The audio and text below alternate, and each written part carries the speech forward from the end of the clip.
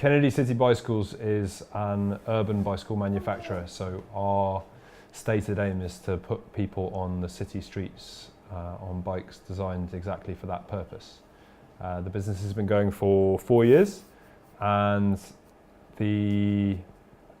one of the kind of essential parts of it is that it's a relatively small scale business. So I make every bicycle that we sell up here in Hackney, and we deal direct with our customers. So we don't manufacture for a shop to then sell them on. We deal direct with the public, and that way we feel like we give them the best deal possible. Petalon is a flower delivery company here in London, and we originally started by doing bouquets by bicycle, so all of our flowers were delivered by bike. And we've just started our new postal service, so we're sending flowers now across the UK. And on top of that, we also do weddings and events and workshops for people to come and learn with us as well. We've shared workspaces and then not, and then shared again, and we've had probably 2 years of the times we've been working for ourselves, we've been sharing a workshop that was also our home. So we're well experienced at working together, it'd be fair to say, and actually we work for each other anyway. In terms of the way that we run the businesses, we've both got our own strengths and weaknesses, so we help each other out a lot in that sense anyway, to the point that, to be honest, kind of calling it Florence's business and my business doesn't make a massive amount of sense. It's kind of they're our businesses really, but yeah, but I started my one. But you did start your one. I started my one. I don't want to fight about it. I don't want to wrestle, but I feel like that's true. That was romantic. Do you not think? Yeah, no. I think that's true. Do it. Start your own business, everyone, immediately. It's great fun. I think you'll cry like twice a week. I cried a lot, yeah. But that's okay. I think the fear of failure really stops people giving things a go, when actually, like, and it certainly was a bit of a ooh for me, and James pushed me, to be honest. I wouldn't have really done it if James hadn't have pushed me, because of that fear of failure. But then it's like, well, what's the worst that can happen? You're not that happy in your day job anyway, so you just get another one. And in the meantime, isn't it worth just giving it a go?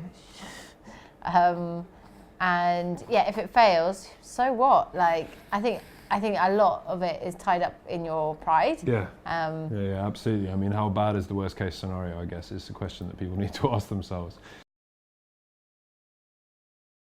We definitely made massive errors with both of the businesses at Still times. do, all the I time. tried really hard to drive Petalon into the ground on several occasions. Florence decided to stop recording how much money she was spending on flowers for a year, just because she didn't like the answer she was getting. So, you know, we've all done silly things, and sometimes you can kind of wrestle your way out the other side. We can laugh about it now. We can laugh about it now. We'd be laughing about it if the business had gone under, because it would be funny. So why did you just bought too many flowers? Yeah, just bought too many flowers. So yeah, I mean, I guess that's our mentality, and I get that that's easy for us to say, in that hasn't happened with our businesses, but I really do believe there have been times when I thought it will, and it isn't as upsetting as you'd imagine, I guess, from the outside. It makes you want to try harder, but at the same time you accept the fact that, you know, it's just not that bad, is it? I've kind of ticked off the big things that I really wanted for my kind of dream adult life, which is a nice James, Hi. A dog, and a Bubba. I guess owning a house maybe, but that's just not an option for us right now. Owning a farm. Maybe a farm. I think we'd feel quite wealthy if we owned cattle. Yes, but I don't want to slaughter. Anyway, that's a different. Yeah. So for me, it obviously you need money to do those things, but the actual thing of having money and excess doesn't really appeal to me. And even with the way we set out the margins in the business, it was never to get as much money as possible. It was to be able to pay our rent and pay other people. And then when we ever have to increase the price, it's because our rent's gone up, or we've had to employ more people, or, you know, things like that. So yeah, it's more of a kind of quality of life thing for me.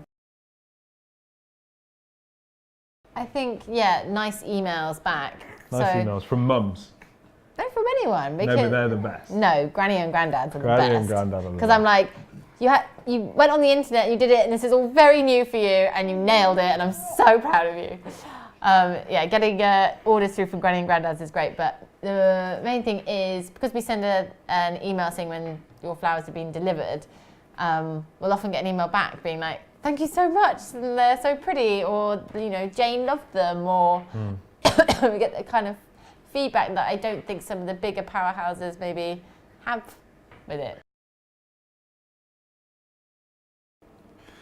I think success looks like doing what you want to do for as much of your time as humanly possible. So it doesn't really have a massive amount to do. I mean, That was there are much things. better than my answer. Thank you. There are things. Oh God. There are things about what we'd conventionally call a successful business that allow for that. You know, a business that runs well and that makes good money. It does free up more of your time potentially, and that's a big part of that. But the most important thing I think for both of us has always been our quality of life. So if that means we earn less money and we spend less money, but we get to do something that we enjoy all day, then that's totally fine, I think. And if that was the case for the next 40 years, then that sounds great.